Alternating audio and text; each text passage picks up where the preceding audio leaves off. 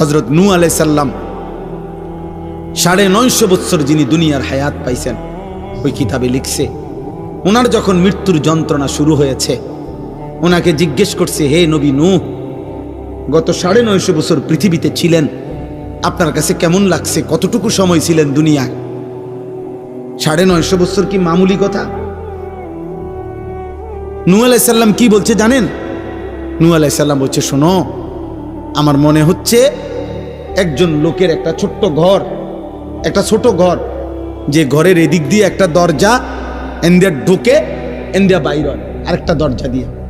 উনি বলেন এই দরজা দিয়ে ঢুকে এই দরজা দিয়ে বাইর হইয়া মাঝখানে ঘরের এই জায়গাটুকু পার হইতে যে কদ্দুর সময়, উনি বলেন আল্লাহর কসম, মৃত্যু যন্ত্রণার এই মুহূর্তে গত 950 বছর আমার কাছে এমন মনে।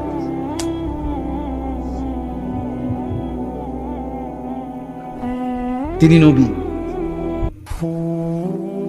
তিনি নবী।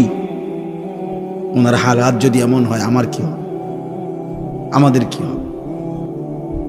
আমাদের কি হবে?